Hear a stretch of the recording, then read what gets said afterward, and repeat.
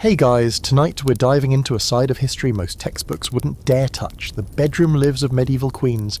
And I'll warn you right now, you probably won't survive this, not emotionally anyway.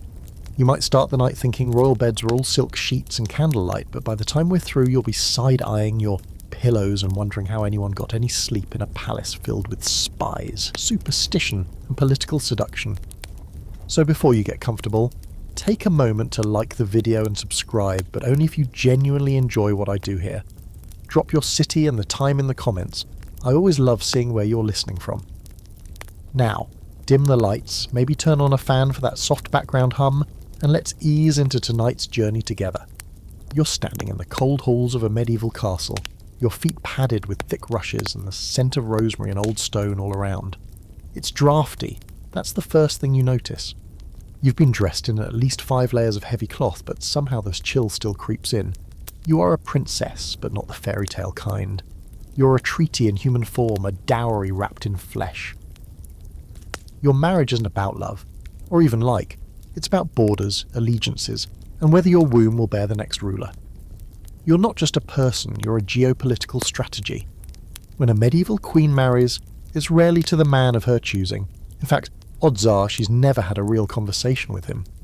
Maybe she saw his portrait, idealised of course, with oddly pale skin and hands that look suspiciously like someone else painted them.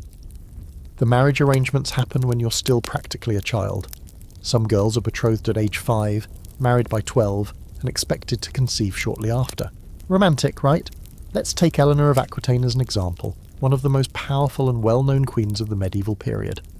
Her first marriage was to Louis VII of France, a union forged not by attraction but by land. The Duchy of Aquitaine, which she brought with her, was wealthier than the French crown itself. That made her a high-stakes prize. The French needed her land. She needed to survive the political chessboard. And so a ceremony was arranged. But what did marriage really mean for a queen? Before we even get to the physical part, which we absolutely will, we need to understand the ceremony itself. It was extravagant, sure, velvets, incense, endless masses, but also deeply symbolic. A queen's wedding dress wasn't always white, that tradition comes later. It was often golden or richly embroidered, symbolising prosperity and divine favour. The joining of hands, the blessing of bedsheets, the exchange of rings, it was theatre with the real-world consequences. And yet, underneath all the ritual, there was something uncomfortably transactional. You're handed over from one royal household to another like prized livestock. Your name might even change. Your signature does. You give up your native tongue, your old friends, your customs, and even the god you pray to, if the kingdom you marry into is of a different faith. The marriage transforms you entirely, and not necessarily for your benefit. What's even weirder is how the political nature of your new role turns your sex life into public concern. From the moment you're crowned and veiled, your body is no longer yours. Everyone's watching, not literally, that comes later, but spiritually, socially and religiously. Did she bleed on the sheets? Is she still a virgin? Can she bear children? Is she cursed? Questions like these buzz around your new court like flies on a feast table. Here's your historical fact for the night. The marriage of Isabella of Valois to Richard II of England happened when she was just 6 years old. Yes, 6. Now, before your eyebrows leap off your face, she didn't live with him as a wife immediately. They waited until she was older. But it still underscores how these unions were preposterously young by modern standards. Childhood ended early, especially if you had royal blood and a useful bloodline. Now for a fringe fact, many medieval people believed that sex on certain days, like holy feast days, would result in monstrous children. So queens, whose sexual lives were already scheduled and strategic, had to avoid entire chunks of the calendar. Not ideal when your only job is to produce an heir and not a werewolf baby. And here's a scholarly debate that still swirls. How much say did queens really have in their marriages? On paper, many were consulted, but how meaningful was that? Some historians argue that powerful women like Eleanor of Aquitaine or Catherine of Aragon managed to use their status to push back, delay, or manipulate these unions in their favour. Others say that's just wishful thinking, retroactively applying feminist agency to a time that didn't value it. Either way, the record is murky, and often written by men who didn't care to record a queen's opinion, unless she was causing trouble. So here you are, a new queen in an unfamiliar land, surrounded by strangers dressed in a gown that weighs as much as a small dog. You're sitting beside a husband who may or may not speak your language. He might be handsome, he might not. You have no control over that. You're smiling through the endless toasts, the sermons, the Latin, the goat roasts, the chants, the ceremonial hand-holding. But underneath it all is this one heavy, silent expectation. You must produce an heir, preferably a boy, and preferably soon. You start to realise that your wedding wasn't the finish line, it was just the starting pistol. And the bedroom? Oh, we're getting there. But for now, just breathe in the musty scent of the castle, the candle wax, the fear you're trying not to show.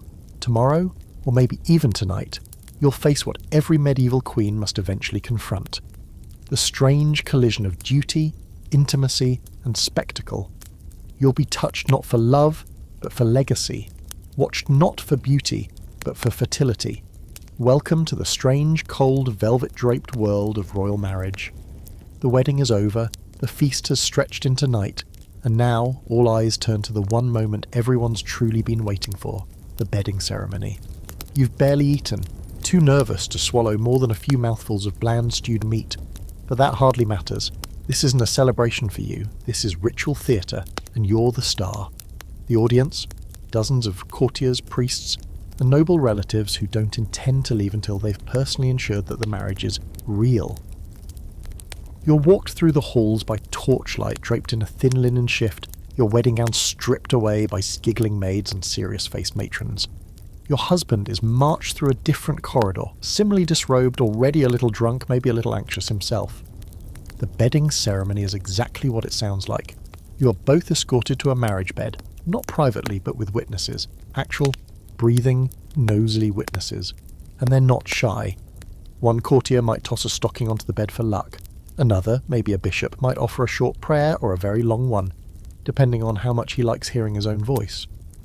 You're tucked under heavy covers, side by side, possibly still strangers. Your hands might touch, your knees might not. Sometimes the attendants leave after the ceremonial tucking in. Sometimes they don't. They stay, waiting, hoping for noises or blood. At court, people will actually check the sheets the next morning. Not just for gossip, but for royal record keeping. This isn't about affection, this is insurance. The marriage must be consummated, or it isn't considered valid in the eyes of church or kingdom. And if it's not valid, well then your enemies can declare the whole thing a farce and start a war. Or worse, annul it, erase your title, and ship you back like damaged goods. Let's pause here for a chilling historical detail. In 1382, Anne of Bohemia married King Richard II of England. Their marriage was unusually private by royal standards, which caused a flurry of speculation. Was it consummated? Was it valid? Even though Anne was widely loved, rumours of a chaste union dogged them for years. Richard was accused of being disinterested in women, possibly even celibate or gay, though evidence is thin. What's undeniable is how much the pressure to consummate shaped both their public image and their private lives. And here's a quirky aside. In some parts of medieval Europe, it was common to warm the royal marriage bed with hot stones and scented oils to create a kind of temporary spa for the newlyweds. Sounds nice, until you remember that dozens of people might be standing there, commenting on the scent while staring at your ankles. Lavender, a bit scandalous. Rosewater, very proper. Clove oil, too Eastern, that kind of thing. Now, there's scholarly debate around how literal these ceremonies were. Did people really stay in the room? Did they actually watch? Or was it more symbolic? Tucking in the couple, then filing out with awkward coughs and blessings? Some historians argue that accounts of eyewitness consummation were exaggerated, even mythical. Court gossip turned into official record. Others insist that in high-stakes unions, especially those uniting rival kingdoms, the watchers didn't just stay, they stayed late. They needed proof, even if that meant holding up a sheet and nodding grimly at a suspiciously red stain that may or may not have been authentic. And what if the bride and groom didn't, well, perform? What if nerves, fear, or dislike interfered? In those cases, doctors might be summoned. Yes, doctors. With herbs, charms, or, God help you, mechanical instruments. You might be prescribed a fertility potion, or told to eat spicy foods, or to bathe in certain waters. One queen, Margaret of France, was believed to have fasted for days before her wedding night, hoping that purification would prepare her. Instead, she fainted during the ceremony and was accused of being cursed. The stakes were always high, the expectations absurd. Meanwhile, you're lying there, trying not to cry, trying to ignore the ache in your hips from kneeling through 6 masses, or the sharp metal pin still stuck in your elaborate braided hairstyle. You might not even know what's expected of you. Sex education, medieval style, ranged from figure it out to just lie still and think of God. In some cases, older women, usually stern dowagers or whispering nuns, offered vague advice, mostly euphemisms and warnings. Don't let him spill his seed outside of you, one might say, eyes darting nervously. The angels are watching. And that brings us to a more spiritual layer of pressure, the belief that this act wasn't just physical but divine. Your body was now a sacred conduit for the next king or queen, which meant any hesitation, any resistance might not just offend your husband, but God himself. No pressure.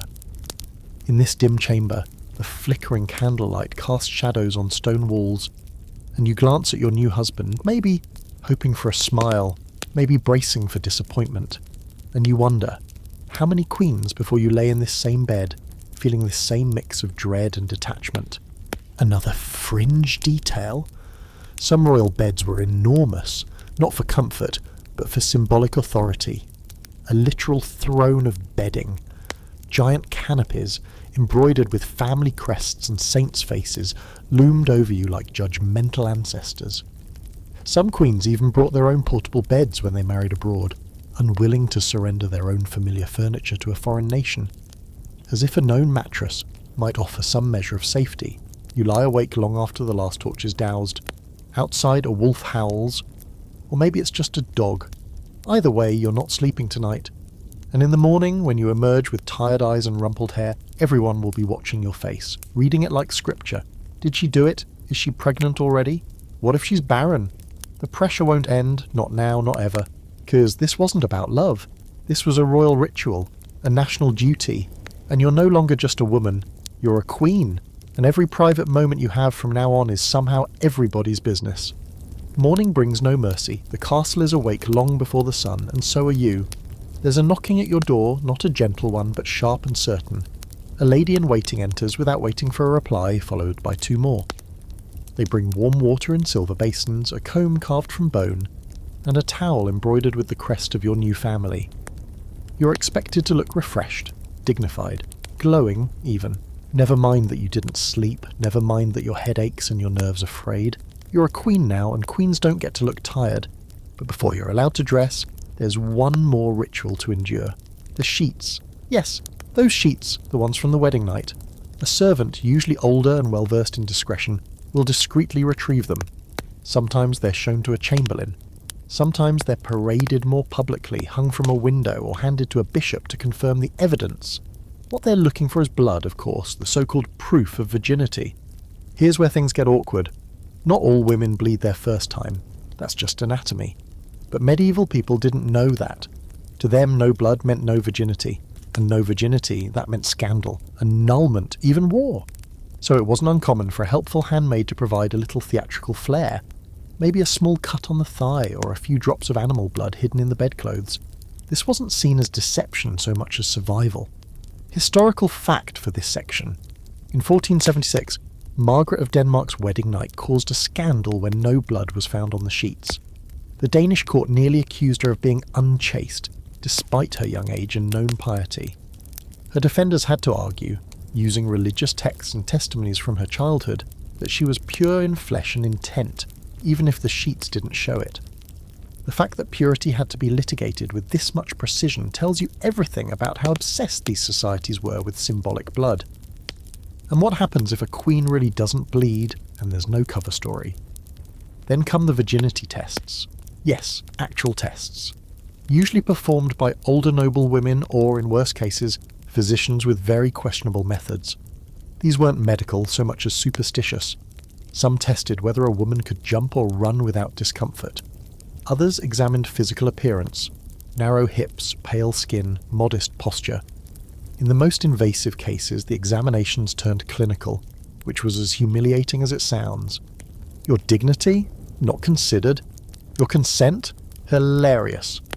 One fringe belief circulating through courts and churches alike was that a true virgin's breath would fog up a mirror held beneath her nose, but a woman who had known lust would not. The logic behind this was as solid as a sponge bridge, but it persisted for centuries. Some queens probably endured this and pretended it was normal. Others, we can only hope, rolled their eyes so hard it rattled the crown. So now, back to you. You've been washed, dressed in your first official day gown, a weighty affair stitched with pearls and lined in ermine, and you're ushered into the royal hall. Everyone's there. Courtiers, bishops, and ambassadors from foreign lands, you're paraded in like a prize animal at a market, expected to say a little nod and take your throne beside the king. You try to ignore the whispers, the way everyone's eyes flick to your midsection as if a pregnancy might already be showing. You sip watered wine and nod as a priest blesses your union again, this time with heavy hints about fruitfulness and multiplying. And beneath it all, you feel the stirrings of pressure taking root in your stomach. Not morning sickness, but something worse. Expectation. This isn't just about consummation anymore. This is about the air. And here's the scholarly debate worth sitting with tonight. Were queens genuinely expected to enjoy any of this? Some medieval texts, especially those written by clergymen, insisted that women should remain chaste in mind even within marriage. That means doing your duty without taking pleasure. Others, like the scandalous Romance of the Rose, suggested women were just as sensual as men, if not more. But queens weren't regular women. They were supposed to be aloof, untouched, half divine, saints in silk. The very idea of royal pleasure was considered dangerous, even corrupting. So most queens learned to hide it, or never discovered it at all. One courtier's diary from the 14th century describes a queen who blushed after the bedding as though she had been whipped. Was it shame, pain, shyness? It doesn't say, but the writer admired it.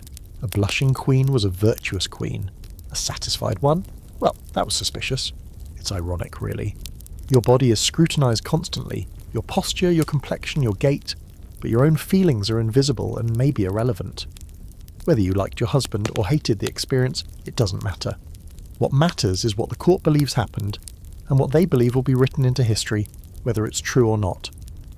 Let's zoom in for a moment on one queen who subverted expectations. Blanche of Castile, the mother of Louis IX, was a master of ceremonial appearances. After her wedding, she manipulated the rumours about her virginity and purity to build a persona of near-divine motherhood.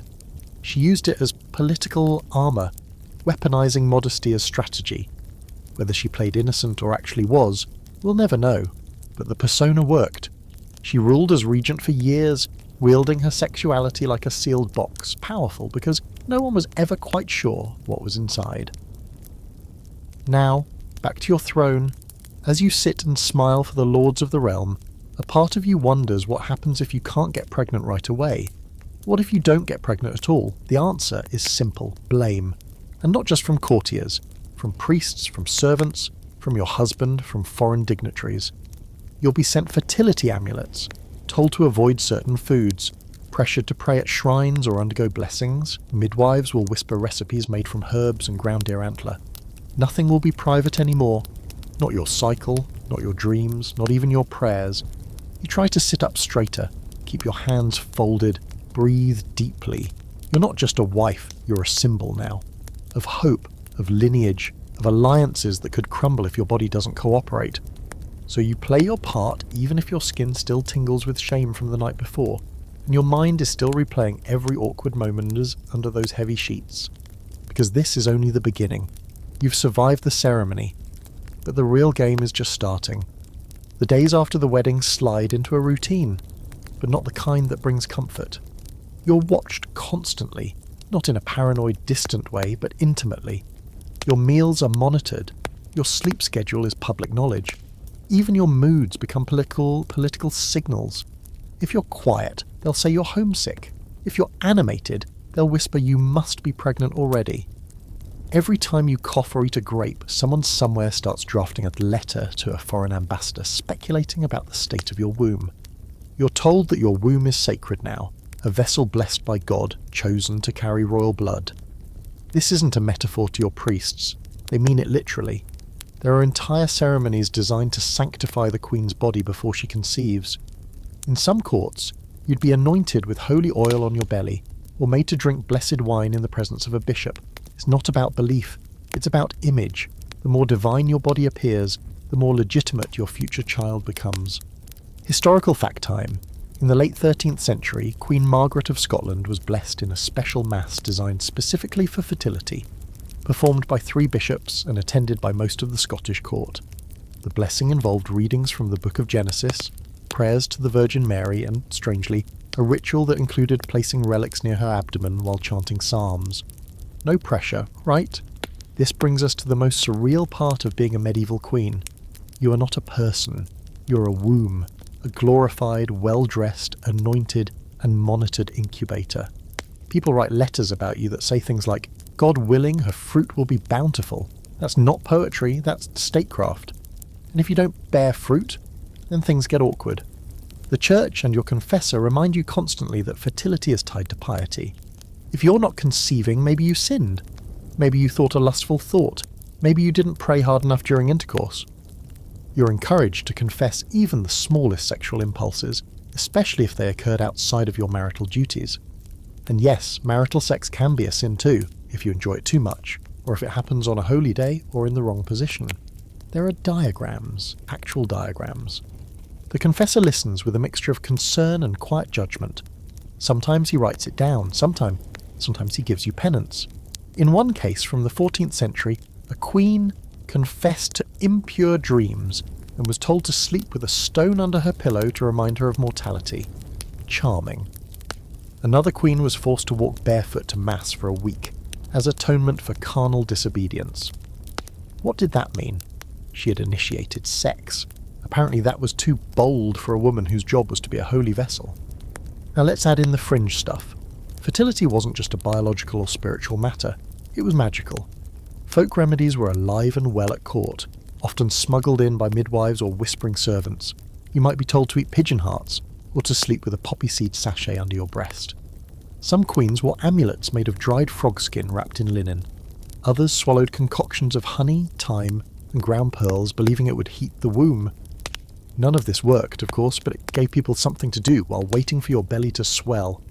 And this waiting is not private. People stare, literally stare at your stomach when you walk into a room.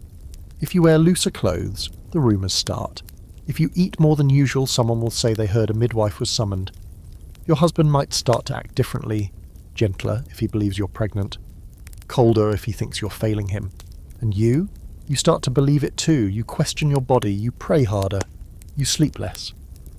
Here's the scholarly debate of the night. Did queens really buy into this sacred womb narrative, or were they simply trapped by it? Some argue that queens found empowerment in their role as life-givers, used it to solidify political alliances and personal influence. After all, producing a male heir secured your position, and sometimes granted you actual power. Others suggest the opposite, that these women internalized the shame and fear and lived in constant anxiety over their performance as human vessels. The truth, as always, probably lives in between. Some queens played the game, others were devoured by it.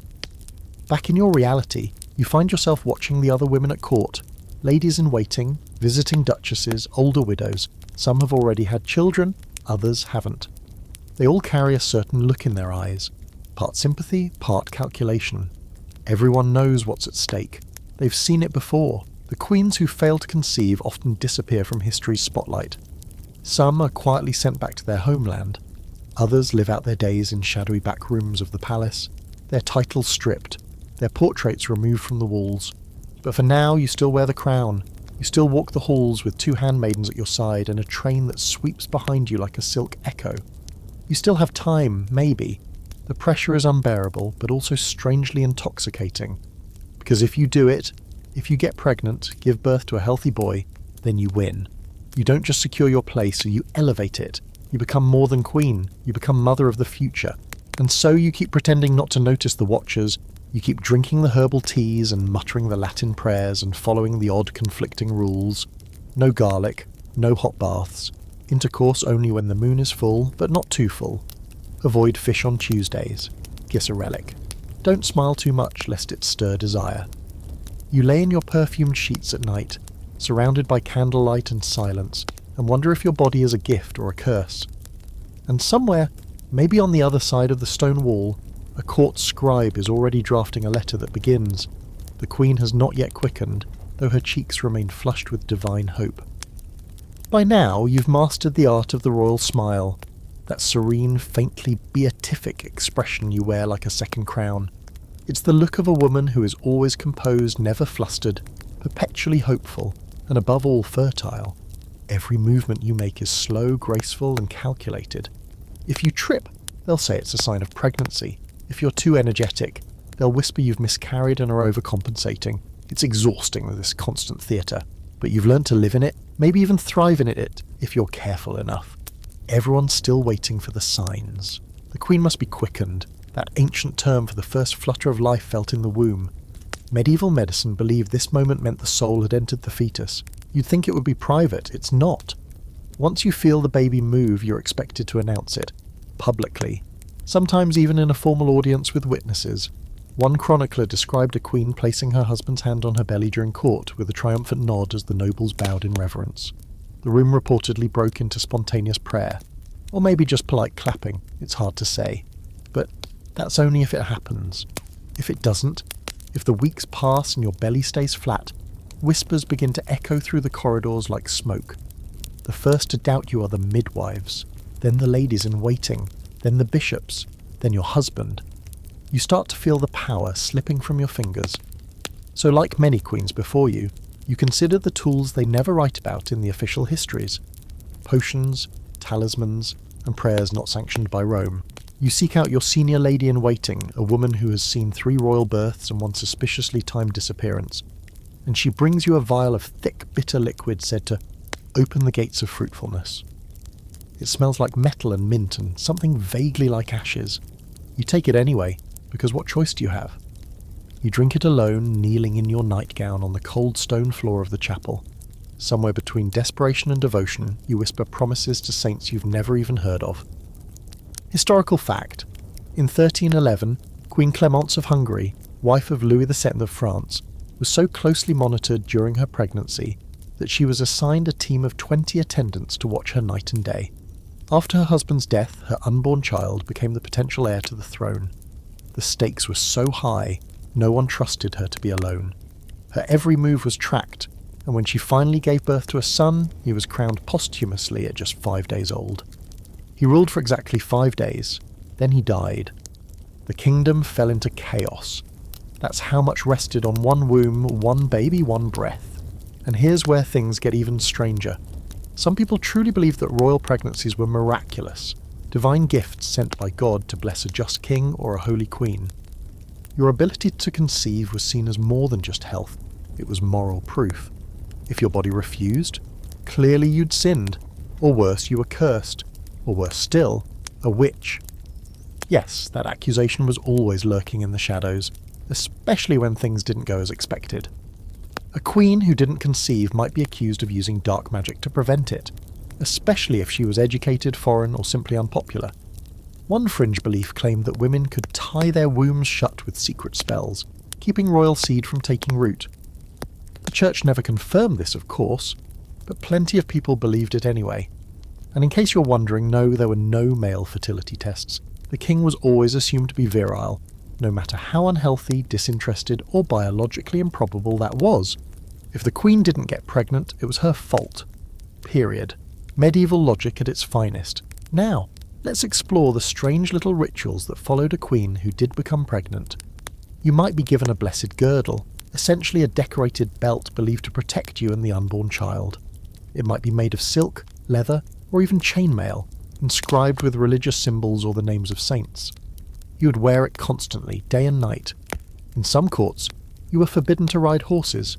In others, you were encouraged to do exactly that, under the logic that jostling helped implantation. The problem? No one really knew what they were doing, but they knew how to pretend. You're ushered into special masses, surrounded by incense and muttered prayers. The clergy treat you like a walking relic. You're expected to abstain from sin.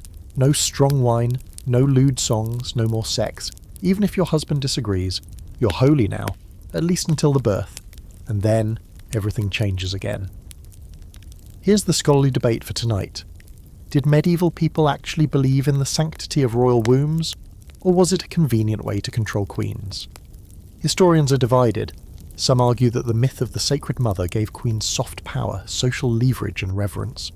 Others argue it was a gilded cage, using divine language to justify surveillance, pressure and absolute obedience. Either way, it placed queens in a strange limbo, exalted and imprisoned, praised and suffocated, divine and disposable. But maybe the strangest part? You start to believe it too.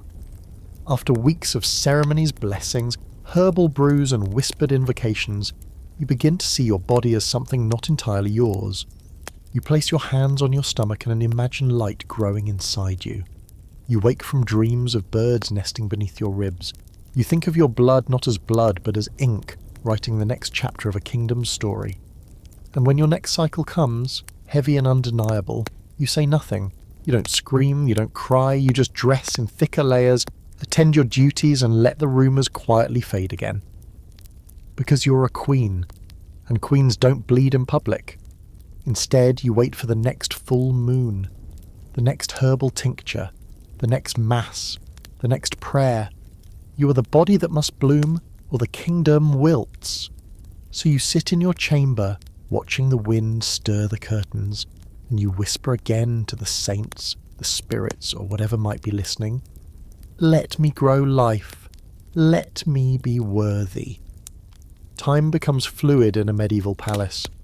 Days blur into nights, weeks into months, and still the expectations press against you, like the tight laces of your ceremonial gown. You've learned how to move like a queen, slow, serene, calculated. But inside you're still chasing the same elusive outcome. A royal child. A son, preferably. A guarantee of legacy. And with that chase comes a secret world, one you're quickly becoming fluent in. The world of courtly affairs, not the state business your husband handles during long council meetings, but the romantic, whisper-soft underworld that runs beneath every castle wall. The affairs of the heart and body. You've seen the signs, the glances exchanged across a feast table, the lingering hand to waist, the sudden quiet when someone enters the room. It's no secret that kings have mistresses. In fact, it's expected. Adultery is frowned upon for everyone else, but for the monarch, it's almost a masculine accessory, a demonstration of virility. Mistresses are given rooms, dresses and titles. Some are even cousins of noble families, placed near the king deliberately like fruit in reach. And what of you, the queen? You're expected to look the other way. Smile graciously as the latest favourite struts down the corridor wearing jewels that were once yours. It's a bitter daily exercise in restraint, but you learn to survive it. Some queens play the long game, befriending the mistress, converting her into an ally, or quietly undermining her until she's banished. Others simply ignore the whole thing, pouring their focus into the church, their children, or their private rooms where court politics cannot follow. But a rare few, very rare, do something even more scandalous. They take lovers of their own. This is where things get dangerous. A queen's infidelity is treason. Not metaphorically, literally. If you're caught with another man, it's not just a scandal. It's a direct threat to the royal bloodline. Any child you bear must be the king's, or all hell breaks loose. And yet, despite the risk, it happens. Often through elaborate secrecy, hidden passages, and coded notes tucked inside prayer books. It's not about rebellion, not always. Sometimes it's about survival. Queens married to violent, disinterested, or absent kings sometimes found comfort where they could. Let's talk historical fact. Queen Margaret of Anjou, the powerful and polarising wife of Henry VI of England, was plagued by rumours that her son wasn't the king's at all. Henry was considered mentally unstable and possibly impotent, and Margaret spent significant time with a nobleman named Edmund Beaufort. Though there was never hard proof of an affair, the gossip was relentless. Her enemies weaponised it, casting doubt on her son's legitimacy and using it as political ammunition. The crown itself was questioned, because of whispers in the Queen's bedchamber. And that's the danger. One rumour can unravel an entire dynasty. Your every word, glance and sigh becomes suspicious. Even friendship can be incriminating. So queens learned to be careful. If a lover existed, he had to be silent, trusted and disposable. Sometimes he was a servant, other times a noble cousin, occasionally just a face in the crowd that offered something the crown could not. Affection without an agenda. Now for a fringe fact. In certain courts, especially in late medieval Italy, It was common for powerful women to wear perfume infused with musk or ambergris, not only as a symbol of wealth, but as an aphrodisiac. Some believed the scent stirred passion in those who smelled it. Queens were known to dab a tiny drop behind each ear, then walk past their intended target slowly, letting the scent do the work. This was subtle seduction, royal addition.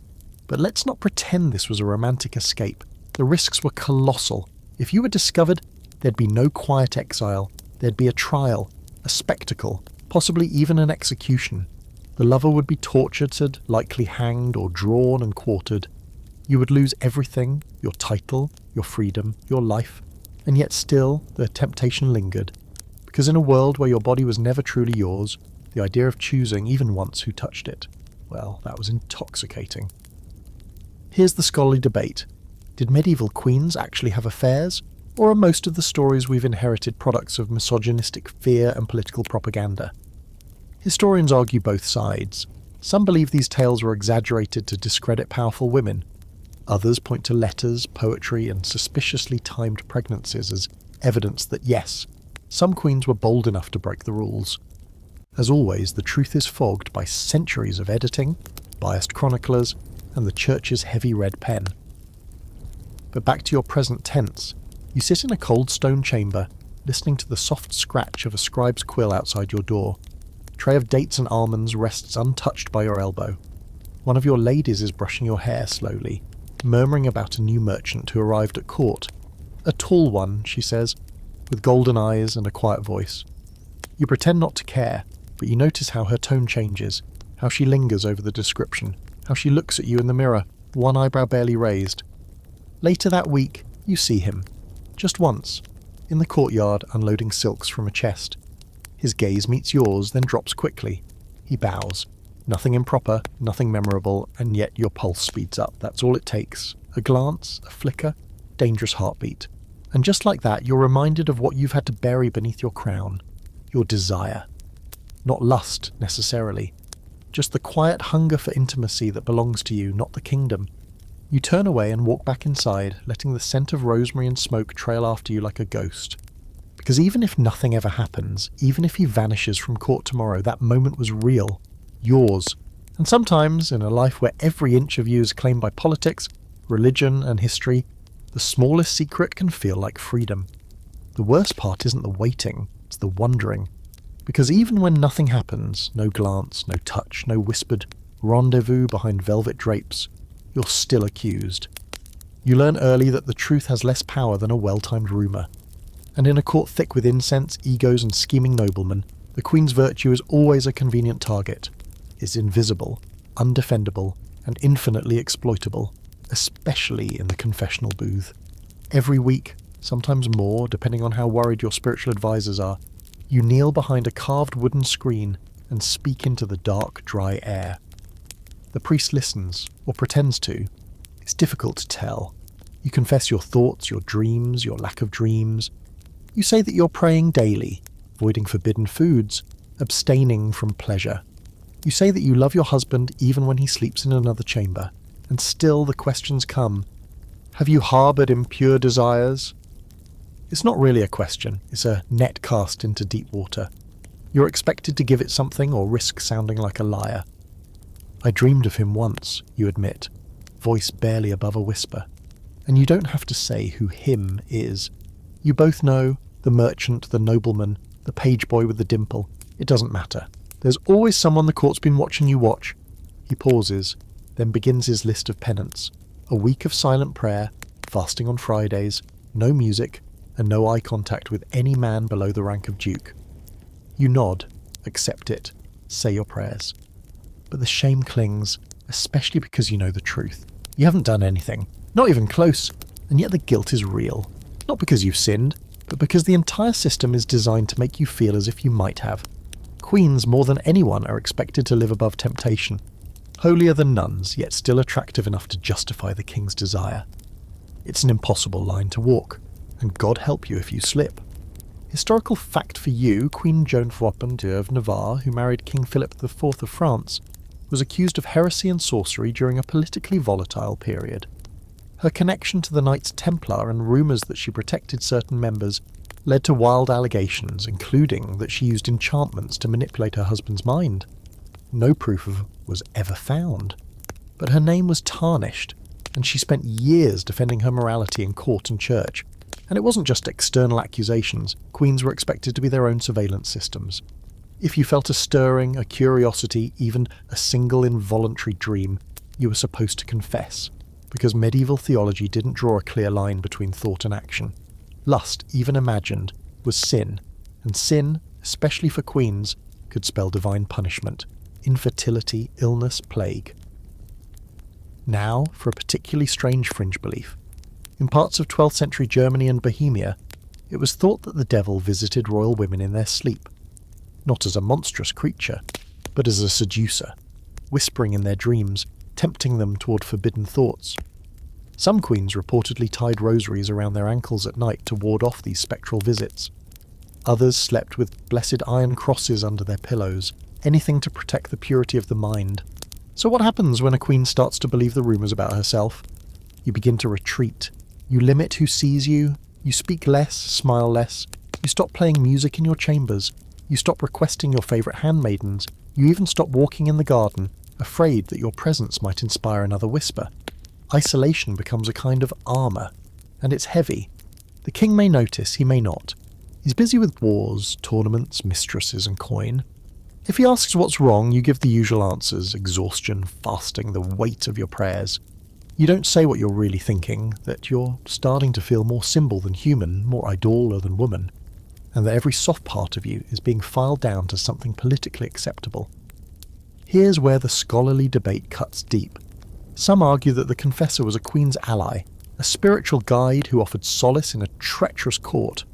Others insist he was a spy, in robes, passing your every word to higher powers, the bishop, the chancellor, even the king himself. Evidence exists for both.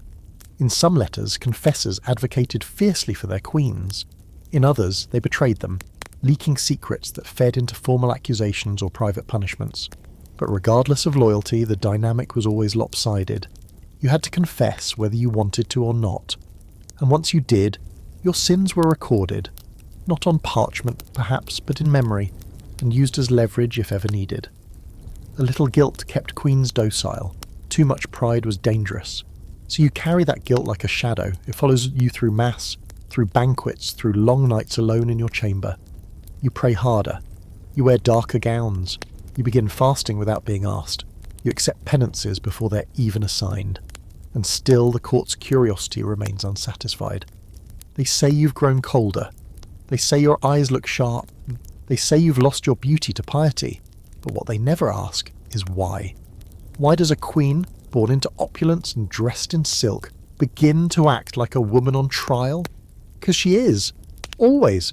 And sometimes, just sometimes, you wonder what would happen if you stopped pretending, if you let go of the image and became what they already suspect, a creature of desire, unrepentant and dangerous.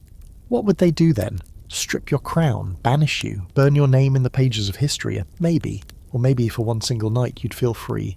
But for now, you press your lips shut, kneel again, and begin your next prayer. The words taste familiar, hollow, but you speak them anyway. Because queens do not scream, they whisper. There are herbs in your chamber that weren't there before. You notice them the way a hunter notices a snapped twig, quietly, instinctively.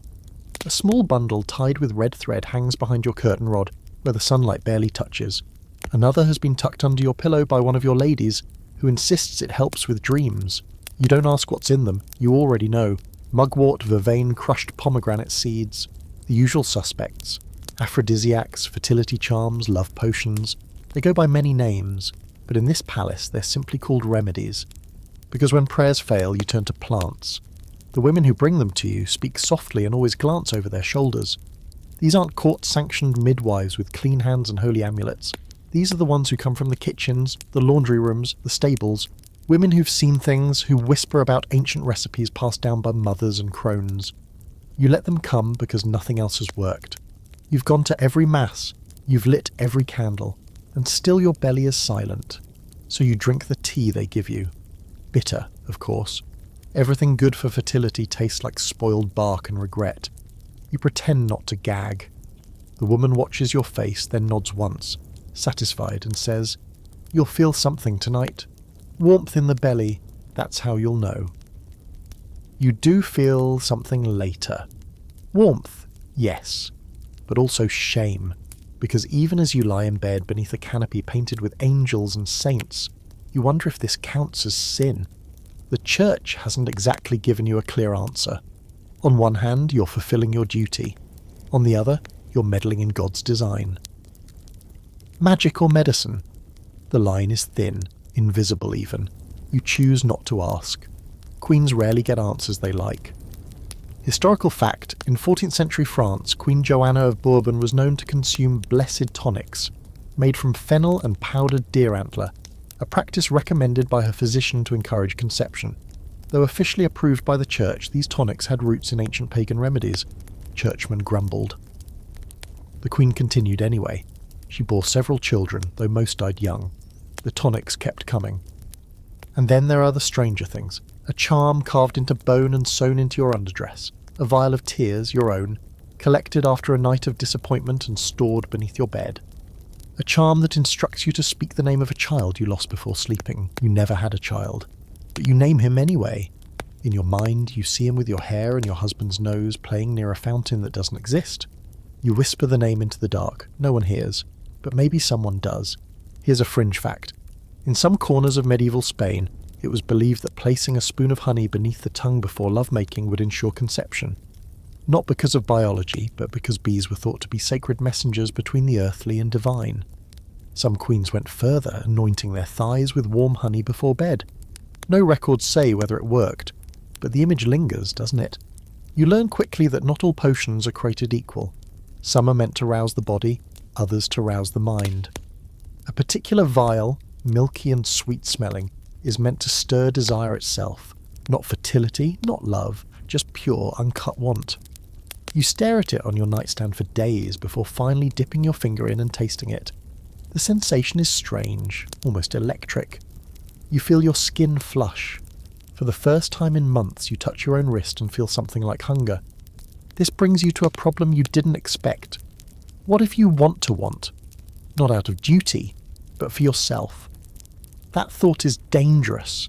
You were raised to view sex as sacred, functionally, restrained. To perform it with grace, silence, and maybe a tearful prayer afterward. But now, with your body tingling from a potion brewed by someone named Isolde, who only has 3 teeth, you begin to wonder what it's like to desire without a gender. To reach not for lineage, but for release. That's when the guilt creeps in again. You go to chapel more. You ask your confessor if longing, even alone, is a sin. He responds with a parable about sheep. You nod, you understand nothing, but it doesn't matter. The damage is done. The question has already grown roots. Here's the scholarly debate for tonight. Were these aphrodisiacs actually effective, or did belief make them so? Some historians argue that these tonics had real physiological effects. Many herbs used did contain compounds that influenced hormone levels, digestion, even mood. Others argue that the power was purely placebo, that the ritual, the preparation, the secrecy, the candlelight was what stirred the mind and body. Either way, queens believed in them, because belief, especially for women denied knowledge, was often the only medicine they had. Back in your chamber, the fire has burned low. You sit in your bath, warm water lapping at your collarbones, and think about the next brew you've been offered. This one is more serious, less romantic. It's a concoction meant to clear the womb, a phrase that might mean cleanse or destroy depending on context.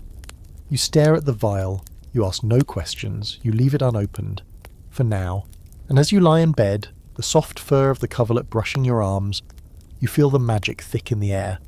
Not flashy or dramatic, just the slow humming presence of hope shaped by desperation. You've learned by now that in a palace where every physician is a puppet and every priest a spy, sometimes the real healers wear rags and speak in half rhymes. So you drink and you wait, and in the morning, when the world starts spinning again, bells ringing, maids whispering, the court breathing down your neck, you'll smile as though it's all under control, as though the herbs aren't pulsing in your veins, as though you're just a pious, obedient wife and not a woman who just may have tasted a little freedom in the form of rosemary and root. The next morning your chamber smells faintly of dried citrus peel and something darker, clove maybe. The fire's died to soft embers. You're wrapped in a wool robe, hair still damp from your bath, and your body hums with a strange quiet. Not excitement, not fear, just the awareness that something has shifted, if only slightly. Maybe it's the herbs, maybe it's your own mind rebelling in small quiet ways. You no longer flinch when your ladies place something unknown on your breakfast tray. You no longer ask questions, you've surrendered just enough to this new rhythm, this steady, bizarre blend of folklore and formality. But even in surrender, you have structure, and that structure includes the stars. Yes, the stars, those flickering gods of medieval astrology. You see, royal sex wasn't just spiritual, political, or physical, it was celestial. There were entire schools of thought dedicated to tracking planetary alignments before deciding the best time for conception. It's not quite as romantic as it sounds. In fact, it's more like medical scheduling. The court astrologer would examine your charts, calculate your humours, compare your birth hour to your husband's, and declare, with theatrical gravity, that Tuesday at dusk was your moment. You laugh the first time you hear it. Tuesday at dusk, as if you're a chicken being coaxed to lay. But your ladies don't laugh, they nod. They rearrange the evening's schedule. They bring you a new shift, freshly laundered. They add cinnamon and mint to your bathwater. One of them even burns bay leaves and mutters a Latin chant under her breath. You begin to wonder if they believe this more than you do. Historical fact: Catherine de' Medici, one of the most powerful queens of Renaissance France, kept a personal astrologer, Cosimo Ruggieri, who helped schedule her husband's movements, meals, and even bedroom visits. He reportedly advised her not to conceive during an eclipse, warning it could produce a dark child, physically or morally. She followed his guidance obsessively, sometimes postponing intercourse for weeks to wait for an auspicious alignment. Whether she believed it or just needed something to control, no one knows. Your court isn't quite that theatrical, but it has its moments. One evening, as the sun sets into a warm orange blur beyond the stained glass windows, your astrologer appears with your conception window. That's the term they use. A window, not an opportunity. It makes it sound like a tiny portal you might miss if you blink too slowly. The window is brief, 2 hours. That's all. You're bathed, perfumed, rubbed down with scented oils that cling to your skin like memories. The servants pull the bed drapes tight and place small icons, saints mostly, on the mantel above your fireplace. You notice St. Anne staring back at you, her painted face solemn, unreadable. You wonder if she's judging, or if she remembers what it felt like to want something so badly and not know if it would ever come. Your husband arrives on time, surprisingly. He smells of wine and sage and a little like the stables. The astrologer leaves. The maids vanish. For once, it's just the two of you. And still, it feels crowded. Not with people, but with expectations, with the weight of calculated desire. It's hard to say whether the astrology helps. The act itself is brief, mechanical, not unpleasant, but not memorable. You close your eyes and imagine the stars overhead, cold, indifferent witnesses. When it's over, your husband kisses your cheek and leaves without a word. You lie still for exactly 40 minutes as instructed. You're not supposed to move. You're not supposed to speak. Just breathe and hope. Here's a fringe fact to chew on. In some medieval courts, couples were advised to face specific directions during sex. South, if you wanted a son. North, if you were hoping for a wise child. East for beauty. West for fertility. Some beds were even built on rotating platforms to accommodate these rituals. You haven't asked your carpenter for one yet, but you've thought about it. There's a scholarly debate about all this, of course. Did queens actually believe astrology could influence conception? Or was it just a polite way to manage a difficult subject? Something that gave structure to the impossible? Some argue that astrology provided emotional comfort, a sense of order in a deeply chaotic process. Others say it was theatre, plain and simple, used to placate the court and distract from medical ignorance. Either way, the ritual's stuck. Back in your chamber, time slows again. You watch the fire, now fully rekindled, and you listen to the soft creak of the castle settling. You wonder if anything happened. You wonder if those 2 hours mattered. You wonder if the stars noticed you at all. The next morning, the court is buzzing. Not because of you yet, but because someone else's wife has given birth. A duchess. Her 4th child, a boy. You're expected to visit her chambers, deliver a gift, offer congratulations. You do, gracefully. But inside, something clenches. Not out of envy exactly, though it brushes against envy's edges, but out of fear. What if this never happens for you? What if you're remembered not for your lineage, but for your failure? At dinner that night, your husband toasts the Duchess's health. He says nothing about the 2 hours you shared the night before. And why would he? It's not romance. It's a schedule. You nod politely. Sip your wine. You know better than to show disappointment. Later, your handmaid leaves a small scroll on your pillow. Your next conception window is 10 days away. The moon will be waxing. Venus in Pisces. Excellent for passion, less excellent for sons. You don't know what to make of that, but you mark the date anyway. What else can you do? And in the quiet after midnight, long after the candles have burned down to stubs, you step out onto your balcony. The stars are there, sharp and bright and cold. You stare at them until your eyes blur, and you wonder, not for the first time, if they're watching you, or laughing. You begin to notice things, subtle, quiet, half-formed and metered patterns that probably mean nothing, but still you notice. The way your stomach turns slightly when you smell fish, the way your breasts feel a little heavier, the way your sleep has deepened into long, velvet black hours where dreams come thick and fast. You don't tell anyone, not yet, not even your most trusted maid. You let the thoughts simmer quietly, like soup left on a hearth to thicken. This might be something, or it might be nothing again. Your ladies, of course, begin to suspect on their own. They watch your appetite, the flush in your cheeks, how often you pause while walking. They start slipping extra cushions behind your back, offering you water without being asked. The word quickened hasn't been spoken yet, but it's hovering at the edges of every conversation. You feel it in the way they glance at you sideways, as if any sudden movement might scare the possibility away. Still you wait. You know better than to say the words too soon. The king, for his part, is oblivious, or pretending to be. He visits you more often, but always with the same practiced detachment. 10 minutes of polite conversation, followed by the smell of wine and damp wool trailing in his wake. He asks about your health with the kind of vague concern a man shows for a favoured horse. You smile, nod, and answer with what he wants to hear. All is well, Your Majesty. Always, Your Majesty, never anything warmer. And then one morning it happens. A flutter. Not dramatic, but unmistakable. Like a fish turning in your belly. You freeze, press a hand just below your ribs. There it is again. You don't cry, but your breath hitches in your throat. You stay very still for a long time, as if afraid that moving will make it stop. When it doesn't, when the flutter comes again, you exhale slowly and begin to plan what happens next. Historical fact. When Queen Isabella of France first announced her pregnancy in 1312, her chamber was immediately sealed to outsiders. The court declared her divinely occupied, a phrase used to mark the Queen as holy and off-limits. Every object she touched was catalogued. Her food was prepared under supervision from both a bishop and the royal physician. And for 6 months she did not leave her chamber, save for walks in the garden, accompanied by no fewer than 12 guards. The child she bore, Edward III, would go on to become one of England's most famous kings. For you, the transformation is more gradual. At first, your ladies begin to braid your hair differently, looser, softer styles meant to keep the mind gentle. Then come the ribbons, all in blue, the traditional colour of divine protection. Musicians begin playing gentler melodies in your presence. The court speaks more quietly when you enter a room. Meals are served earlier. The very tempo of the palace bends around you subtly, like grass beneath the wind. You're not just a queen now. You're a vessel, a miracle, a living, breathing sign that God favours this kingdom.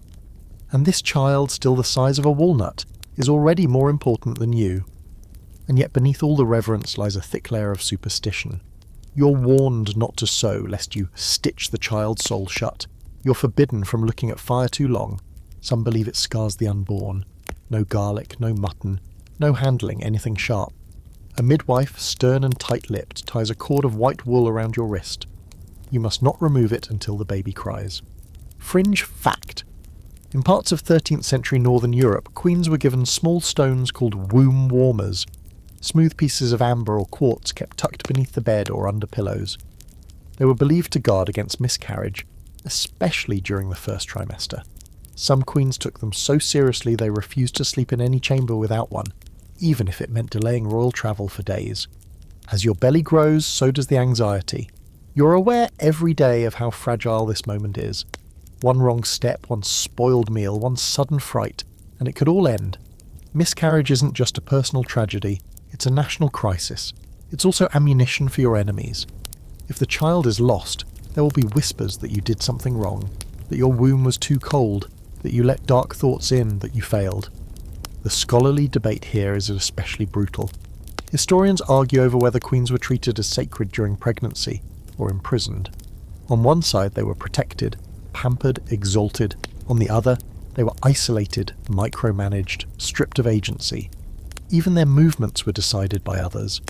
Letters from the 15th century describe queens crying behind closed doors because they were denied access to books, music, or even the window views during the lying-in period.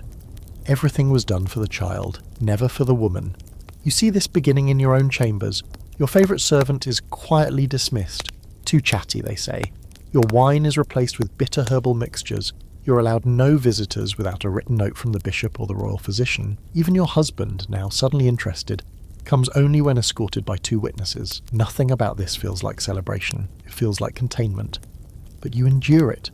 Because now, when you walk through the gardens in your softest slippers, with your fingers resting just below your navel, you feel that flutter again. Stronger now. Less fish, more drumbeat.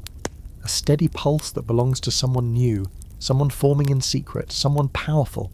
And you know, just as every queen before you knew, that this child, this invisible life, is your only true insurance, your only unshakable leverage. Everything else, your beauty, your influence, your diplomacy, can be taken from you. But this is yours. And for the first time in months, maybe years, you feel something close to peace, or at least purpose. You've survived the marriage, the bedding, the guilt, the confessions, the prayers, the herbs, the stars. Now you are building a future, quietly, inch by inch, within yourself. Your body becomes a battleground, not of swords and banners, but of expectations. Everyone has an opinion about what you should eat, how you should sleep, what songs you should hear, even what direction your bed should face. Your midwives tell you not to laugh too hard, it could jar the baby. Your confessor says you must avoid carnal thoughts, as they might mark the child with lust. The palace steward insists you avoid wind, as it carries illness. And the court astrologer warns you not to look at the moon during certain phases. It could confuse the womb, he says solemnly, as if the moon and your uterus are engaged in some secret duel. You smile, nod and obey for the most part. But inside you're exhausted. Not just from the weight of your belly, which grows heavier by the day, but from the way your every moment is supervised. You can't sneeze without 3 ladies in waiting glancing sideways, wondering if that's a bad omen. You can't shift in your seat without someone asking, was that a kick? Your privacy, so what little was left, is gone entirely. This is what it means to be a queen in the final months of pregnancy. You are no longer a woman, you're a shrine. There is ceremony now in everything you do. When you wake, the bells are rung. When you walk through the gardens, musicians play slow, soothing melodies are said to bless the child's temperament. Your meals are announced as if they are offerings. Every dish is sampled by a servant first. Nothing is left to chance. Not because they love you, but because what grows inside you is more important than you ever were. Here's a historical fact. During her 3rd pregnancy, Queen Philippa of Hainault, wife of Edward III, was assigned a private choir to sing to her belly each morning. The belief was that the child would develop greater intelligence and a more harmonious nature if exposed to sacred music in the womb. She reportedly listened to the same 6 hymns daily, refusing to let anyone change the order, lest it confuse the baby's spirit. You begin to wonder what kind of person your child will become, not in the romantic modern sense, but in the deeply strategic medieval sense. Will they be strong, wise, fertile? You know that the moment they are born, they'll become a piece on the same chessboard you've lived on all your life. If it's a girl, she'll be married off by the age of 12, likely to someone twice her age. If it's a boy, he'll be trained in politics, war, and maybe, if he's lucky, compassion. You whisper prayers at night that your child will be loved for something other than power. But even as you do, you know that's a luxury few royals are ever granted. Here's a fringe fact for you. In medieval Hungary, queens were advised to keep a live rabbit in their chambers during pregnancy, not as a pet, but as a mirror creature. The rabbit's health, mood and behaviour were closely watched as an omen for the child's future temperament. If the rabbit was calm, the child would be calm. If it died suddenly, panic spread. You've never kept a rabbit. But after hearing the tale, you start to look nervously at the palace cats. Are they a reflection? Are you inviting bad luck by letting one curl against your belly? This is the kind of logic you find yourself slipping into, not because you believe in omens, but because they give shape to the shapeless fear. Fear of miscarriage, fear of stillbirth, fear of giving birth to a child who won't survive the year, or worse, survive long enough to be used and broken by the very system that once used and broke you. The scholarly debate surrounding these final weeks is fascinating and brutal. Some historians claim that queens were given the best medical care available at the time, trained midwives, herbal remedies, skilled physicians. Others argue that royal births were nightmarish spectacles, overseen by clergymen more concerned with ceremony than safety. The truth likely sits somewhere in between. What's undeniable is that the final month was cloaked in ritual. You've now entered the period known as lying in, a term that makes it sound restful. It's not.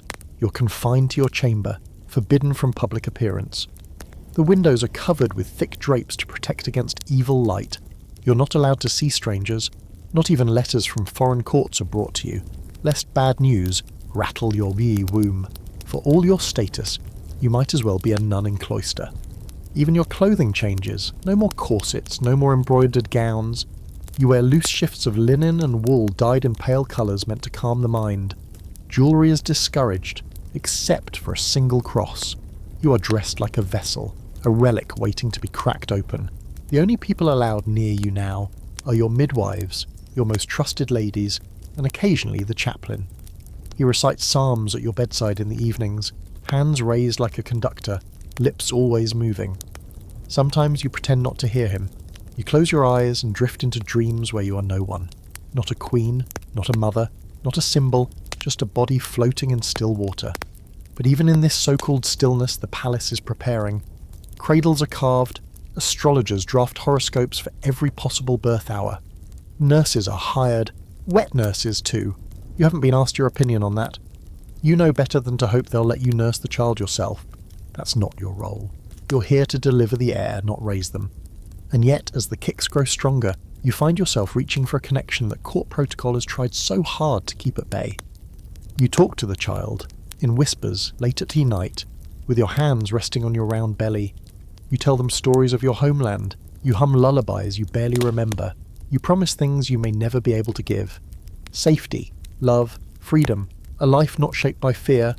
Maybe they hear you, maybe not. But the sound of your own voice speaking to someone who hasn't arrived yet soothes something in you. Because even if this child never knows the world beyond walls and expectations, maybe, just maybe, they'll carry your voice inside them. A small steady echo of something human. The night before the birth feels like a pause in the universe. The castle is hushed, as if holding its breath. Even the wind outside seems to move more cautiously, rushing against the shutters instead of howling like it usually does. In your chamber, candles burn low and steady. The sheets have been changed 3 times today. The fire has been stoked and watched as though it's some ancient god that demands constant tending. The midwives sit silently on low stools, stitching or spinning, pretending they're not glancing at you every other minute. They are. You lie in bed, surrounded by the quiet clutter of holy relics and herbal sachets, fragments of both science and superstition. The carved figure of St. Margaret of Antioch, protector of pregnant women, has been placed above the headboard. You've stared at her so long you can now trace her features with your eyes closed. Delicate nose, downturned mouth, dragon at her feet. She's always shown standing on the dragon she supposedly burst from. A strange story to cling to, but what else do you have? It's hard not to envy a woman who survived being swallowed whole. Your contractions start just before dawn. Small at first, low, dull tugs that come and go, like waves licking the shore. You don't say anything at first, not out of bravery, but caution. You've heard the horror stories about false labours and overzealous midwives who start boiling water and ringing bells too early. So you breathe through it. Wait. Time the pain by the drip of wax from the candle near your elbow. But when the second wave hits harder, sharper, deeper, a muscle twisting with purpose, you speak. One word. quiet. The midwives rise instantly, and from there everything moves in strange jerking slow motion. One rushes to the door to summon the bishop, another begins laying clean cloths on the floor, a third checks your pulse and begins murmuring a chant under her breath. Not a Latin prayer, but something older. You think you catch the word iron, maybe salt. You don't ask, you don't want to know. Historical fact. In many royal courts across Europe, the birthing room was treated almost like a chapel. Only women were allowed in, unless the birth took a dire turn. Then, and only then, might a priest or male physician be summoned. The rest of the time, it was a world ruled entirely by women, midwives, maids and mothers. They would salt the corners of the room, light beeswax candles, and sometimes smear protective herbs along the threshold to keep evil spirits out. Queens, for a few hours, became something beyond class or title. They became vessels of awe, terror and pain. As the contractions deepen, the pain blooms like fire, hot and raw, centered in your hips but radiating through your ribs, your thighs, your spine. You cry out, not elegantly, not like a queen, but like any woman trying to push life out of her body. Your hair sticks to your face, your back arches. You feel yourself slipping in and out of awareness, drifting through a fog of agony. Someone places a damp cloth on your forehead, someone else holds your hand, another midwife, young, unfamiliar, kneels near your belly and murmurs, "Almost there, almost, just one more push, Your Majesty." You want to scream at her, not because she's wrong, but because the phrase "just one more" has already been said 6 times. But then, through the blinding light behind your eyes, the tightest grip of pain, you feel it. Movement, slipping, the weight changing, something in you gives, and then the room changes. There is a cry, not yours, a new voice, small, gasping, wailing like a storm that's just remembered it can rage. The baby is lifted, wrapped, rubbed clean. The cord is cut, and before you can even form the thought, the child is placed in your arms. It's real, warm, red, angry at the world already. It's a boy. The room exhales as one. Somewhere beyond the thick curtains, a bell begins to ring. First one, then another. Down in the chapel, the priests fall to their knees in a prayer they've rehearsed for months. The court steward will be drafting letters before your afterbirth is even delivered. Ambassadors will ride out by midday. The kingdom has an heir. And you look down into that flushed, wrinkled face and feel 1,000 things at once. Exhaustion, relief, disbelief, awe. But most of all, you feel something terrifying in its simplicity. Love. Not the abstract love you were told to feel. Not duty, not pride, not divine obligation. Real, gut-deep animal love. This isn't just a child, he's yours. Fringe fact. In some medieval traditions, a small morsel of bread soaked in wine was rubbed against a newborn's lips before their first feeding. It was thought to protect them from illness and link them spiritually to the Eucharist.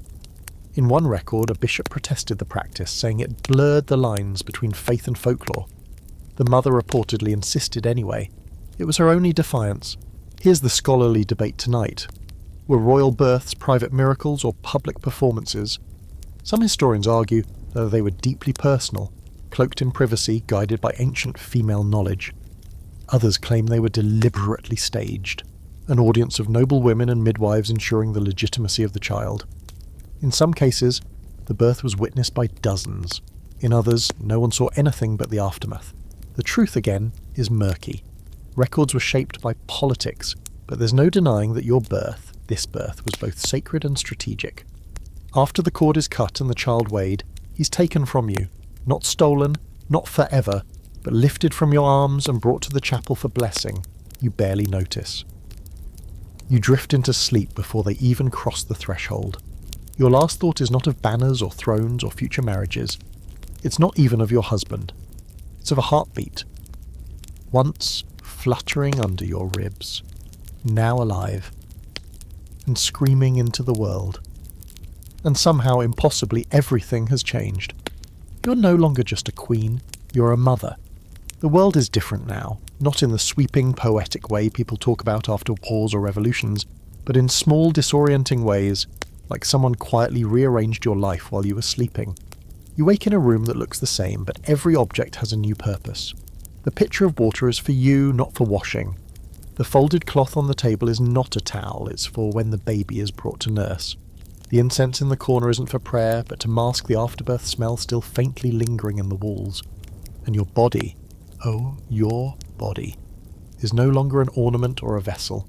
It's a battlefield. It aches, it leaks, it stings. You are hollowed out and now you're expected to smile. The first few days blur together in a haze of bleeding, whispering and hushed celebrations. There are bells ringing across the kingdom, proclamations being read in marketplaces, and children tossing coins into the air like the world has been reset. But in your chamber, it's quiet. Too quiet. The baby has been taken to the wet nurse. You asked to see him, but they said, "He's being settled." That phrase means nothing and everything. Settled where? With whom? Is he sleeping, screaming, swaddled in silk or rough cloth? No one tells you. You rest because there's nothing else to do. You lie in bed while women murmur around you, changing linens, spooning broth into your mouth, adjusting pillows. Your husband visits briefly. He doesn't hold your hand, but he praises your strength. "A son," he says with the pride of a man who did most of the work. "A fine boy." You nod, lips dry, breasts tender, aching to be touched or emptied, or something. He kisses your forehead, more like a ritual than affection, and leaves before you can ask for the baby again. Here's a historical fact that might twist your stomach a little. Royal mothers in many medieval courts were not permitted to see their child for the first week, sometimes longer. It was said to preserve their strength and protect the child's health. In practice, it distanced mother from baby early, ensuring that the infant's care and future loyalties remained firmly in the hands of wet nurses, governesses, and tutors. The Queen, she was there to make the child, not raise it. You try not to think about this when you close your eyes. You dream of small fingers curling around yours, of breath like warm milk, of laughter echoing through sunlit rooms. When you wake, there's the silence again. Someone places a bowl of stewed pears beside your bed. You eat out of obligation, sweetness turns sour on your tongue. And then finally, after days of being settled, he is brought to you. Not carried, but wheeled in a cradle carved from oak inlaid with ivory. The nurse lifts him gently, presents him like a gift you already gave yourself. You reach for him with trembling arms. He's heavier than you imagined. Realer, warmer, a small, serious face, nose crinkled, mouth opening like a newborn bird. You hold him against your chest and something inside you cracks open, not in pain, in recognition. This is yours. Despite the court, despite the kingdom, despite the rules and rituals and walls, they can't take this moment. You hum without meaning to. He blinks up at you unimpressed. You laugh, which makes you wince, and tears spring to your eyes with no real warning. A maid rushes over with a cloth, assuming something's wrong. You shake your head and wave her off. She doesn't understand that joy and grief can live in the same breath. Fringe fact. There are records of queens secretly nursing their own babies in the middle of the night, despite orders to use a wet nurse exclusively. It was considered inappropriate, even dangerous, for royal women to feed their children. Too animal, too intimate, too earthy. But some ignored that, sneaking out of bed under cover of darkness, dismissing their ladies and holding their child to their own breast. It wasn't rebellion exactly, it was reclamation. And maybe, as you sit with your son now, just the two of you, you begin to understand that not every act of power is loud. Some are as quiet as a heartbeat against skin, as soft as breath on a mother's neck. The scholarly debate around postpartum queens is complicated. Were they pampered and protected, or isolated and controlled? Some records speak of lying-in periods full of luxury, foot rubs, perfume sheets, endless songs. Others describe something closer to confinement, a kind of house arrest dressed up in silk. The reality likely depends on the queen, her rank, her favour, and the whims of the men around her. But what's clear is that regardless of treatment, the mother's role ended, or transformed drastically, the moment the child drew breath. You know this, and so you start preparing, not for war, but for strategy. You begin tracking who is given access to your child, who holds him, who speaks about him in court. You listen closely when nurses whisper in corners. You take note of every cough, every fever, every suggestion that he resembles the king just so, as if that's the only acceptable outcome. This is your new court game. You've played many before: seduction, survival, silence. Now you're playing motherhood, and it's just as political, just as dangerous. You also start to see the cracks in the palace's painted smile. Some nobles are disappointed it wasn't a girl, easier to marry off. Others mutter about omens, birthmarks, the position of Mars the night he was born. There's always someone ready to find fault, but you keep your expression smooth. Let them guess, let them worry. Because they don't know what you know, that your child is strong, that you saw it in the way his fingers curled around yours like he already understood what it meant to hold on. You don't sleep much anymore, but that's expected. What they don't expect is how alert you are in your sleeplessness. How quietly you're gathering power again, not through your body, but through this child. Every decision that affects him must now pass through you, and slowly, steadily, they're beginning to realise it. Motherhood, it turns out, is the one role you weren't trained for, and somehow it's the one you're best at. You once thought love and desire were like threads, separate, untidy, manageable if you kept them from tangling. But now, days after childbirth, with your body still aching in places too deep to name, you start to see the truth. It's all a mess. A sprawling tapestry of instinct and exhaustion, pain and longing, woven together with crooked fingers and sleepless nights. And in that mess, you begin to revisit a curious lie you were told for most of your life, that royal love is beautiful, elegant, something like poetry read aloud in a garden. It isn't. Not in the stories you were raised on. Not in the verses passed down through velvet-covered manuscripts and sung at feasts. Those were the tales of courtly love, a kind of medieval fantasy genre unto itself, where knights ached for queens from afar and chaste kisses were more sacred than consummated passion. The idea was simple. Love should be impossible, or at the very least, inconvenient. These stories painted queens as holy objects, untouchable, unknowable, draped in silks and mystery. Their lovers, always noble and doomed, existed only to pine, to serve, to compose poetry by moonlight and die tragically in a battle. Real medieval queens, however, were far more practical. You know that now. You live that now. You've seen what love actually looks like. A tired smile from a maid who brings you water in the middle of the night. The weight of your child in your arms as he refuses to sleep. The stiffness in your legs as you rise anyway.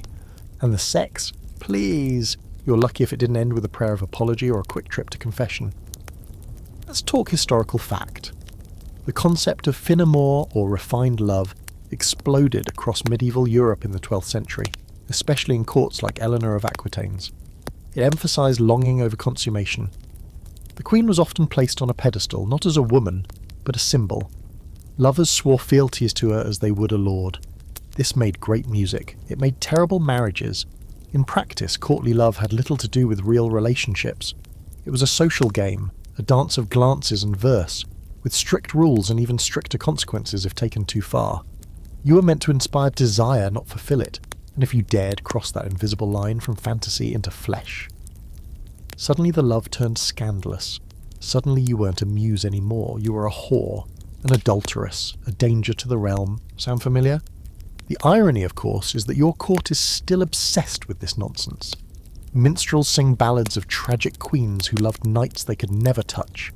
Young noble women pass around torn pages of romances, memorising the lines as if they're prayers. Even your husband has recited a few to you, usually after too much wine. Always the same kind of story. The lonely queen, the chaste kiss, the tragic death. No diapers, no morning sickness, no blood on the bedsheets. You once tried to play that game, smiling subtly across the hall, dropping a handkerchief, laughing at a joke that wasn't funny. And what did it get you? 2 hours of guilt in the chapel, and 3 days of whispers that you were too friendly with the cousin of a visiting count. That cousin, for the record, had a lisp and body odour that could stun livestock. You weren't interested, you were being polite. But that's the problem with these stories. They raise expectations that no real woman, certainly no queen, can ever meet. You're supposed to be untouched and untouchable, but also desirable, but also obedient, but also strong, but not too strong. A man can write you a poem and have it sung under your window, but if you write him back, you're suddenly dangerous. If you sigh, it's interpreted. If you breathe too deeply, someone will say you swooned. Fringe fact. Some noble women in 14th century France wrote their own versions of courtly poems under pseudonyms.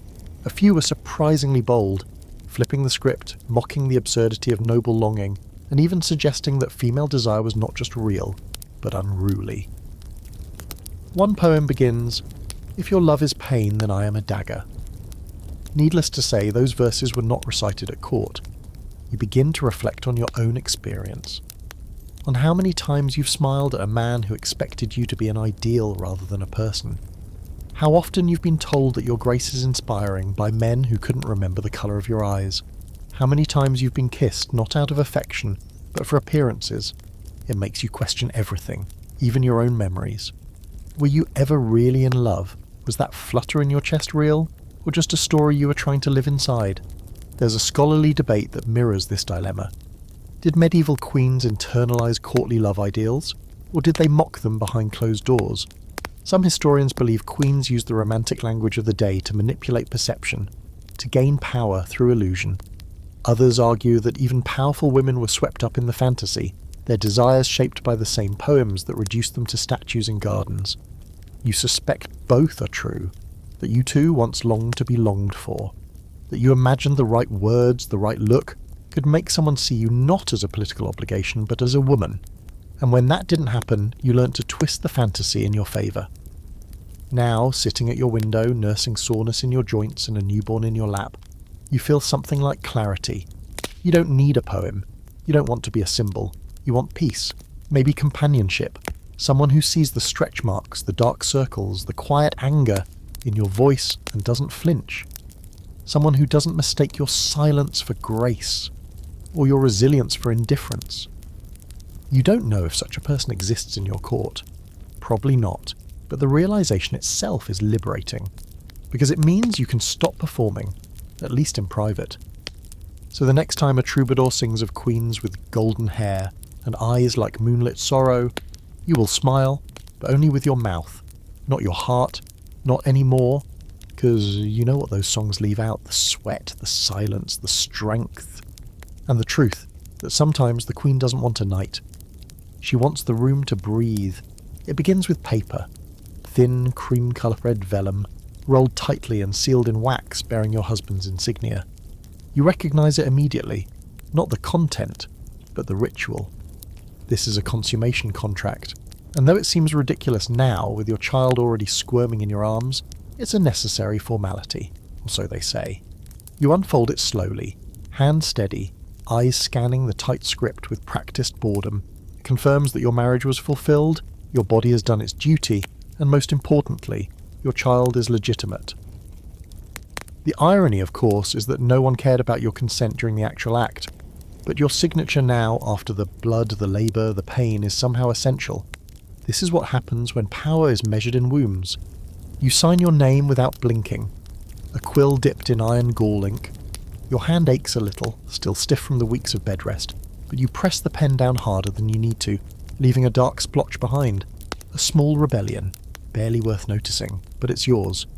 The steward bows, retrieves the parchment and disappears down the corridor. It will be stored in the Royal Archive, along with hundreds of others just like it. Proof that you were properly deflowered, impregnated and tethered to the kingdom by the bonds of biology and bureaucracy. Here's your historical fact for the night. In many European courts, particularly in Spain and parts of France, it was customary for royal marriages to be followed by written declarations, contracts attesting to the consummation of the union. Sometimes these were signed by the couple, other times by witnesses. In rare cases, the bedclothes themselves were examined, then sealed in wax and archived. One account from the 15th century describes a queen signing her contract with trembling hands while still bleeding from the birth. Dignity wasn't part of the process, and yes, your contract includes the words "without coercion." You almost laugh when you read that, not out loud, but inside there's a ripple of something between sarcasm and exhaustion. Without coercion, as if the pressure of an entire kingdom doesn't count. Still, the document does what it was meant to. It solidifies your child's claim. No one can challenge your son's right to the throne now, not without tearing the pages from the Royal Archive and lighting them on fire in front of the cathedral. Which has happened. You've read about it. But let's be honest, it's not just about paperwork. The contract is a symbol, a final flourish on the myth of royal purity. It tells the world that you followed the script, that everything unfolded as it should, that your body was a compliant vessel, that the union was sacred, and no one needs to know about the pain, the disinterest, the herbs, the calculations, the long cold nights you spent wondering if you were broken. What matters is that the kingdom believes you were loved. There's a fringe detail here that might amuse you. In some medieval Italian city-states, brides were given a symbolic key after signing the consummation contract. Not to a house, but to the city itself. It represented the idea that her womb had opened the gates to political alliance. One queen was even depicted in a tapestry with a key hanging from her waist, alongside a coiled serpent and an open book. Interpret that however you'd like. You sit now in your chamber, the air smelling faintly of old ink and dried rose petals. Your son is sleeping in a small cradle beside the hearth. You watch him breathe, tiny chest rising and falling. You wonder if he'll ever understand what was done in his name, what you had to give up to make his existence acceptable. Not that he'll be ungrateful, but that's not the point. The point is that the story of his birth will follow him for the rest of his life, and yours. It will be told at feasts, it will be used in treaties, it will be repeated and rewritten and embroidered onto tapestries, and not a word of it will mention what really happened. Not the way your stomach cramped for 3 days before the labour, not the way the midwife whispered apologies between contractions, not the strange mix of pride and grief you felt when the nurse took your child away before you'd even had a chance to speak his name aloud. That's why the contract exists, to tell a cleaner story. Here's the scholarly debate for tonight. Were these consummation contracts legal necessities or just ceremonial theatre? Some argue that they served a genuine purpose in preventing disputed successions, especially in kingdoms with unstable lines of inheritance. Others say they were symbolic gestures meant to assure the court and the church that everything was holy and orderly. In reality, they were probably both, a blend of law and performance, truth and illusion. You begin to notice how many things in your life fall into that same blend. The prayers you recite before bed, half faith, half habit. The crown on your head, half besom, a burden, a soulmate, and half armour. Even your smile in court, half sincerity, half survival. You start to see your whole role as queen as a kind of layered fiction, curated for those who need it to be real. But in this quiet moment, you allow yourself to feel what the contract cannot record. The weight of your son in your arms, the heat of the fire at your back, the slight tremble still lingering in your thighs weeks after labour. The strange calm that comes from knowing you've done something impossible. Twice. Once by carrying a future king, and again by convincing the world it was easy. You rise from your seat slowly, stretch your arms overhead, and wince at the lingering soreness. Your body feels like a bruised cathedral. Holy, but damaged.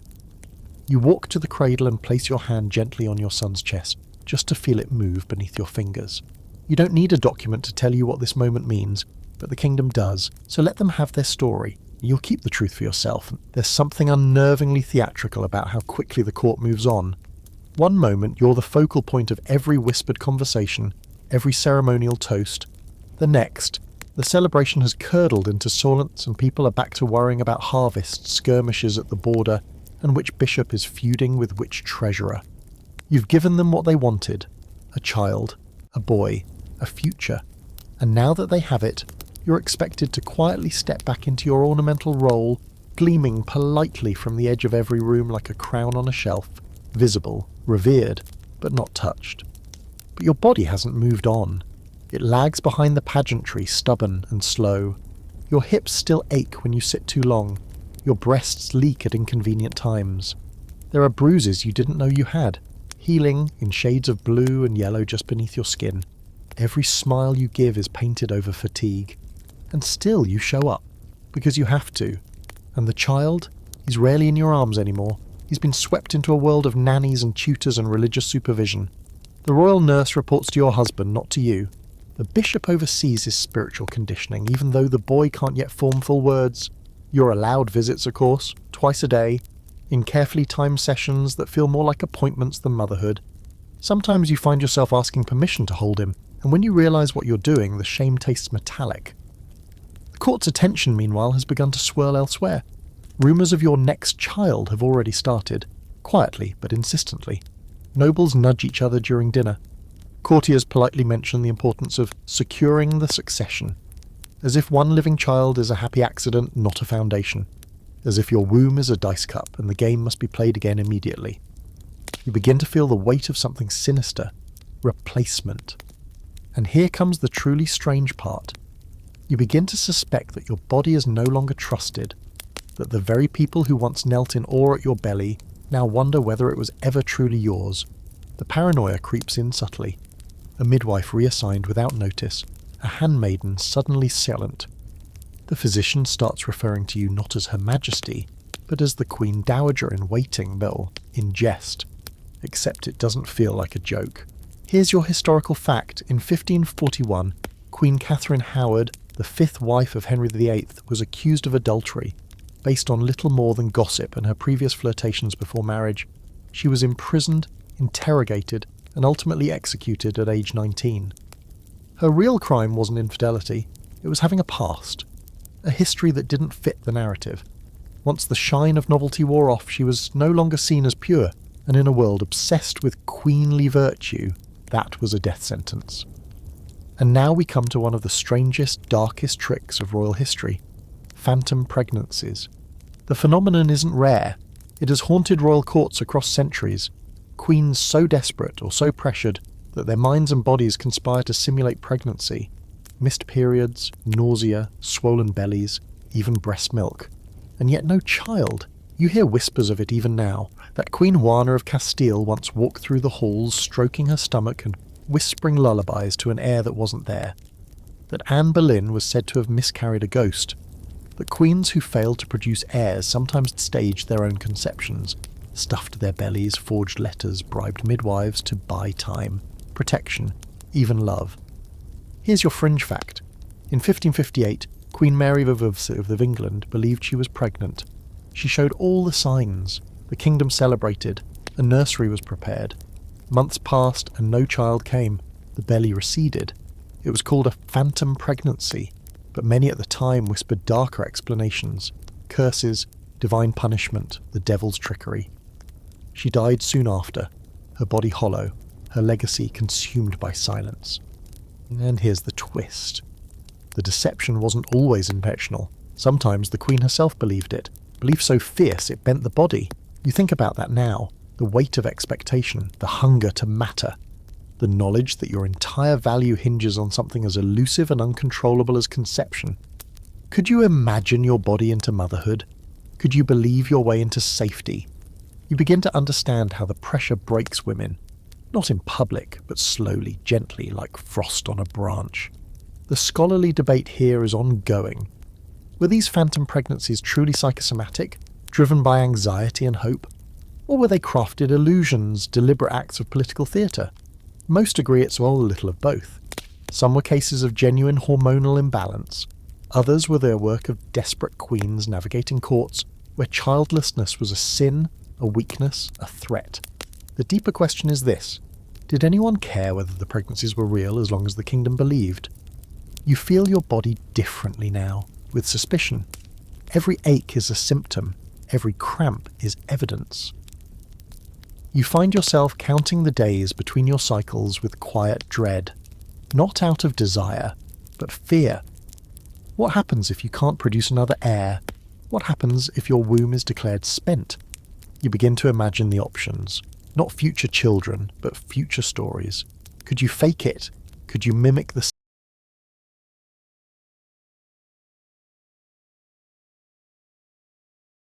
lines? You even consider what herbs to drink, and which ones to avoid, just in case it comes to that. Because here's the awful truth. A queen who fakes a pregnancy might be caught. But a queen who doesn't try, she's disposable.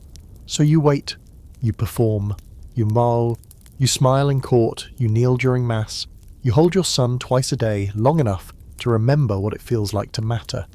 And in the hours between, you watch the shadows move through your chamber and wonder whether your body will ever be your own again. Because in this kingdom, the appearance of fertility is sometimes more valuable than fertility itself, and you're no longer sure which you possess. They start calling you the Virgin Queen, and the name settles like frost across your title. At first, it seems like a compliment. There's something reverent in the tone when the clerics use it, as if you've ascended beyond flesh and into myth. You nod politely, offer a saintly smile, let your hands rest folded in your lap. But inside you feel the subtle grip of the label tightening like a corset. Virgin. Not the woman who's already given birth. Not the woman who bled and cried and screamed her way through labour. Virgin, holy, untouched, carefully rebranded. You haven't shared your bed with your husband since your son was born. Not because of illness or distance or political tension. It just never happened. There were no requests, no need. You fulfilled your duty. The court no longer talks about passion or airs. They talk about your purity, your piety, your quiet devotion. And you begin to realise the power in it. Because in the same world where being childless could doom you, celibacy can shield you. You watch from your throne as alliances are forged and tested. You hear your name offered in marriage negotiations, not to foreign kings, but as a sacred figurehead, a woman who has